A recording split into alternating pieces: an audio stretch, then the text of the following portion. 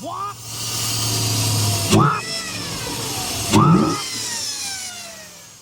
up, Buck? I am Doug with D&E in the Garage. This is a 2001 Jeep Grand Cherokee WJ with the 4.7 liter V8, and it's currently running like crap. And today I want to show you what I do about that. Now, as you're talking about throwing a tune-up at this thing, I have found that it's a little more than just spark plugs that you need to do to get your 4.7 to run like new again. First though, before we get started, let's conquer a few elephants in this engine bay. From left to right, I have messy wiring over here. My AC lines are not connected. They're actually bungee corded to my cold air intake, which I have a cold air intake, even though I have a video bemoaning all the idiots who have ever used a cold air intake. I'll tell you why I have it. It's not for performance. When I hit the skiddy pedal, it goes blah, and then it makes all the endorphins in my head go and I love that. Additionally, I keep spare fluids in my cold air intake, and I've done the MartinBuilt bleed port upgrade. If you're driving a 4.7 or a 3.7, you need to go down into the description, watch MartinBuilt's video, and then follow the part numbers I have there to get your own pieces to do this, because it's absolutely an upgrade. Now, let's get back to the task at hand. So how do you even know if your 4.7 needs a tune-up? Well, I have found that when these 4.7s need a little bit of your time and attention,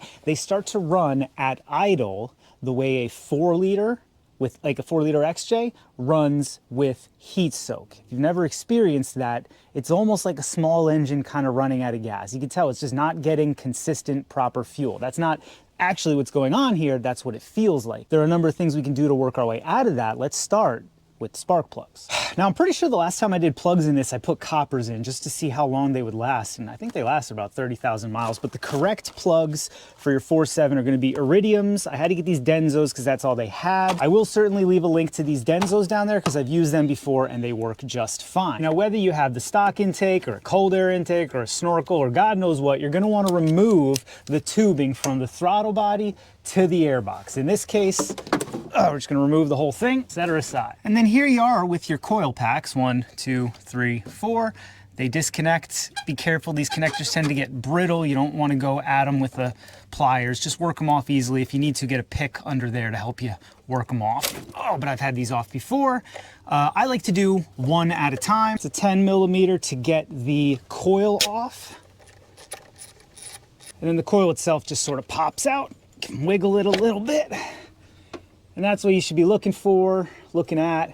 You can check the O-ring here, make sure that's in place and not cracked, because that prevents water and moisture and dirt from getting down in there. But this coil looks really good.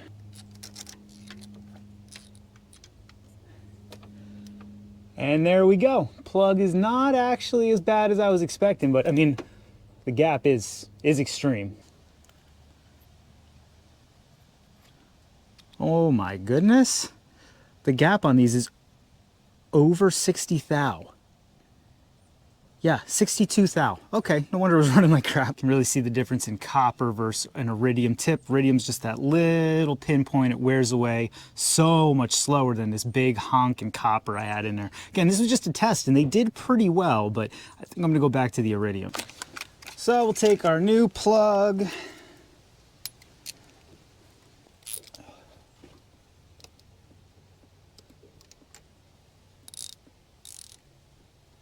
Now, I know there are a lot of guys that like to torque these. I use this little Cal socket, Cal being the brand name. It's a Cal 1251, I believe it's made in Japan. I call it an assembly ratchet. I assemble with this bad boy, and because she's stubby, it's really hard to accidentally put your elbow into it and strip the good bits out of them. You know, it's not impossible, but I don't know, just something I do. Maybe I'm crazy. Now you see, my socket wants to stay on that guy.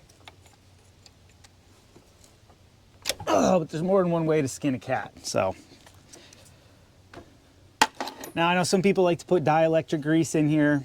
It's not something I've ever found I need to do on these 4.7s. I used to have a Ford Ranger where if you didn't put dielectric grease, you'd have to cut the old boots out with a steak knife. That was fun. Obviously, it goes back together. You throw your nut on, you reconnect your connector, and you move on down the line to the next one. Alrighty, friends, we got all the plugs out. The second bank is a little trickier because all of your dipsticks are over here, a bunch more wiring because the battery is located over here. You've got your heater core lines, you've got a bunch of vacuum lines, a couple PCV lines. You're gonna need to gently move your dipsticks out of the way, just kind of push them and bend them, but be careful.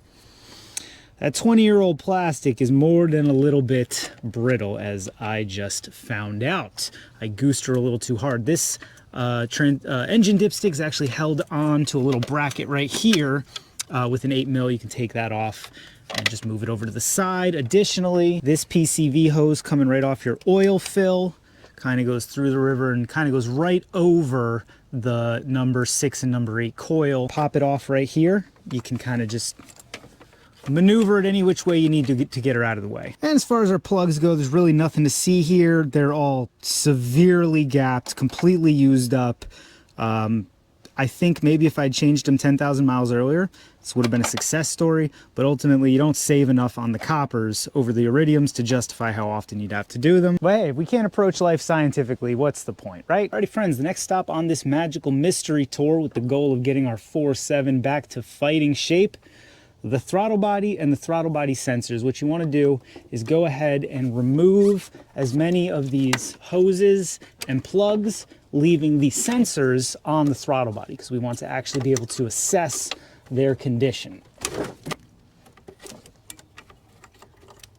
As far as the throttle and kickdown cable, you can push your throttle up like this, slide this forward and move it out. Should be kind of common sensey, and then this black one kind of pops off if you give it a little pry forward. There you go. And then for reasons I'll never understand, these are 5/16, which is fun. Means you can use the same tools you use to fix your snowblower. Don't you love it? I'm sure they actually line up to 8mm, but I'm going to use 5/16 anytime I can.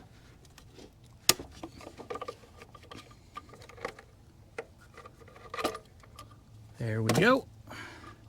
Pop this bad boy off.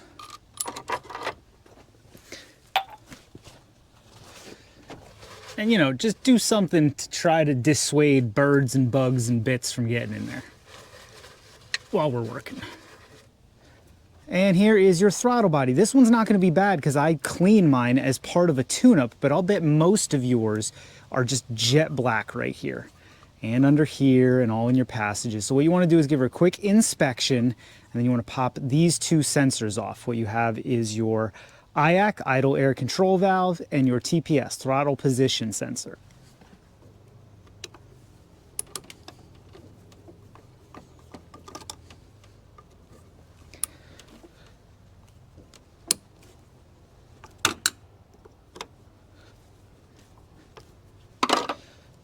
All right, here is that idle air controller.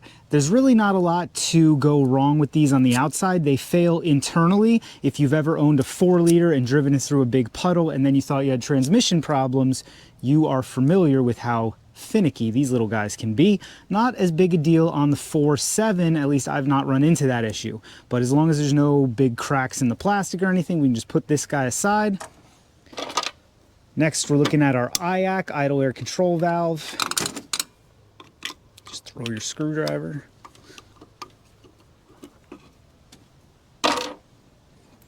And this one actually has intake air running over it.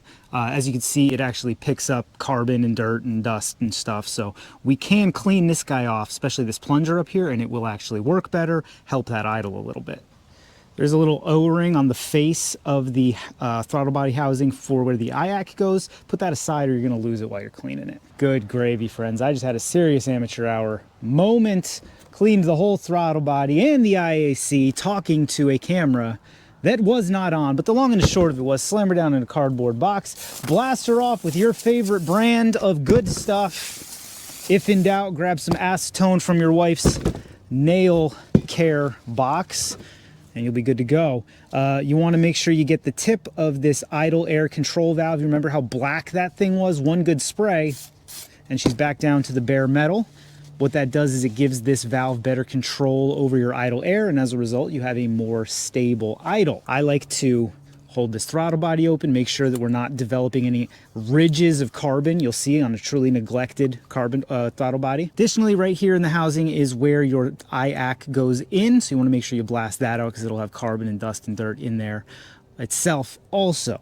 This is what a cleaned carburetor looks like. If you really want to go crazy, you can port and polish this bad boy. I think MartinBuilt did that on his, but as far as I'm concerned, for a tow rig, my daily driver beater, this is good enough. Let's get this thing back on the Jeep, close this video out because we are pretty much done. Alrighty, friends. I know the Spectre cone filter is one of the most egregious things a car guy can do, but you know, I just don't care, bud. I just don't care. As previously mentioned, this is an auditory modification, not a performance one. And if you can't get your head around that, I don't really care. That's a you problem, big guy. Gonna warm up this rubber a little so it'll mold around the cold air schnoozle tube a little better. Good gravy, does that thing look like it means business?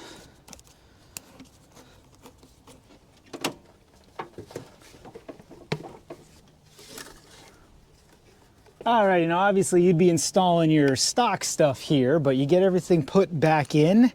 And I'd say now is a pretty good time before our very, very final step to clear everything off the motor and just start her up. Make sure everything is good. We didn't miss a connector or God knows what.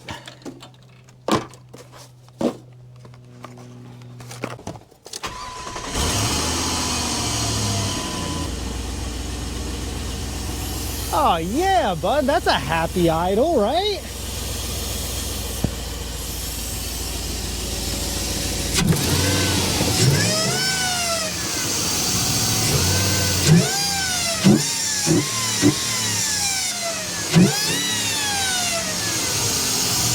Wop!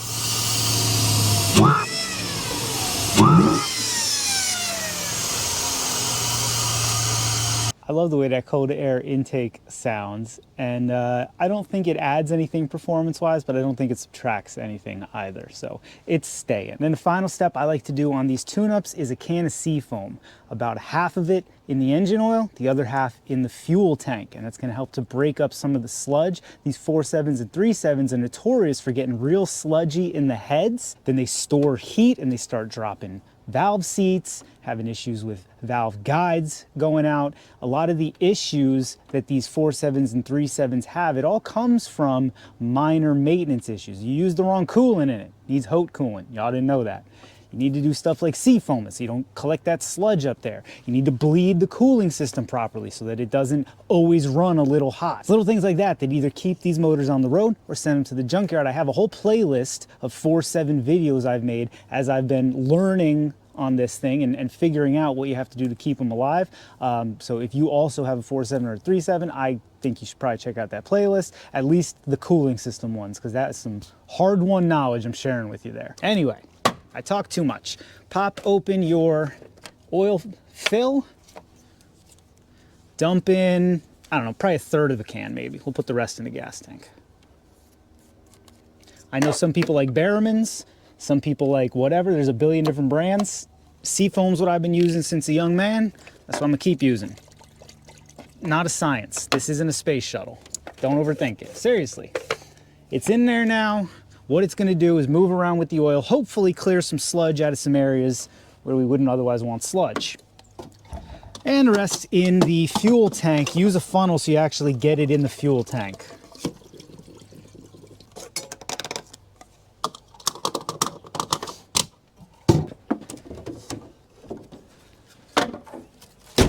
Friends, that really is about it. If there's anything else I would suggest you do when you're doing a tune-up, make sure you check your power steering fluid level, because on these 4.7s, as you know, your power steering pump controls your cooling fan.